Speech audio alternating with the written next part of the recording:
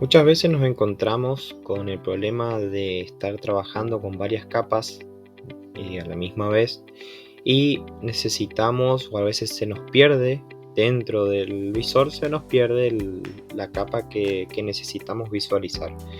Para eso, para solucionar ese problema, nos ubicamos en la capa que queremos ver. Por ejemplo, acá tengo varias capas cargadas, ya sean capas vectoriales o capas raster.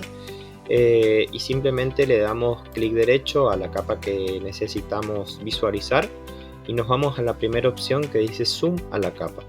Le damos clic a eso y automáticamente en el visor nos estaría mostrando específicamente esa capa que necesitamos visualizar.